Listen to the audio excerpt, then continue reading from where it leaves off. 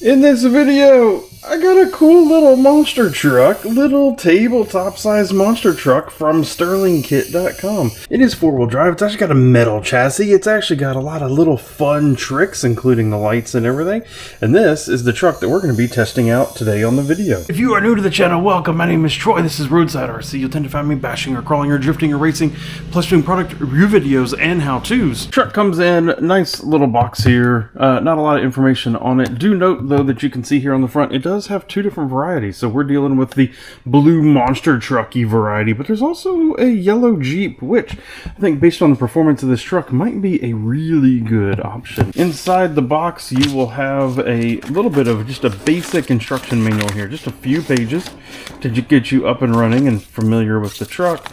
A reminder that you can reach out to them for customer service if you need it. Of course, the truck itself, and then the controller, which does need 4 AAA batteries to get up and running. Now, as for the truck itself, a couple things to note. Hard body, completely plastic hard body, but you'll notice I have it powered up here. Headlights on the front, tail lights on the rear, and there is a on-off button on the controller here that just turns them fully on and off. And then there is a flashy button. So you hit it and it will actually go into the flashing mode. On the controller you also have 3 speeds. So high speed, I don't know if you can kind of see it here on the controller, is red. Then there's a yellow and a green. It's not actually changing physical gearing in the truck, which would be like maybe potentially more useful. It's just limiting total power. So just know that that is a setting.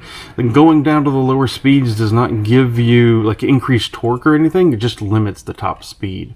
But overall, you gotta admit, the truck looks amazing. And the one thing that I was really surprised by is kind of how hefty it actually is. The chassis is this aluminum chassis, and it does have some other metal parts in it. Motors there in the back and all that. It's actually, I expected it to be very toy-like, flimsy plastic, but just really surprised with kind of the heft, kind of seriousness of the truck overall. But other than that, they don't really want you taking it apart. This isn't, I'm going to say, normal hobby grade stuff where we're going to be doing a lot of swapping out and upgrading of components and parts.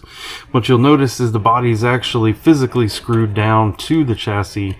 You have a USB-C port here, which is what you use to actually charge the whole truck, and the on-off switch is just integrated right there. The things to always consider when you're looking at a truck like this is just where are you going to use it. It is very small, palm of my hand kind of small. So going out in your grass and back out into wild nature, it's gonna struggle, of course. So you're gonna be talking about indoor surfaces, 3D printed obstacles that you may want to drive over, Hot Wheels cars. I did a whole bunch of monster trucking with Hot Wheels with my son, in which it was really fun. This is again 36th scale-ish.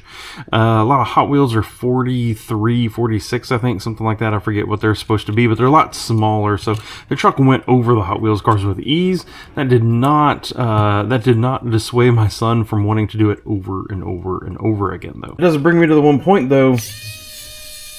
That's top speed.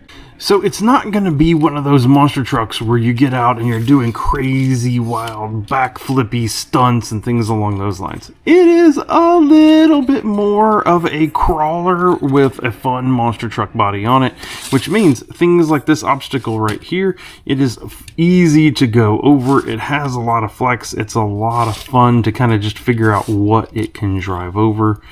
Noting that you have to be careful. It's so small, and the gears and everything in it are so small. I found some times in which I was coming up on something and I could hear a click, click, click, click, click, click from their rear differential as it sounds like gears are slipping back there. So you gotta be careful. You gotta make sure you got the little bit of throttle modulation going on, that you're not just overly monster trucking it, or it will end up broken. So you gotta be just that little bit more gentle with it.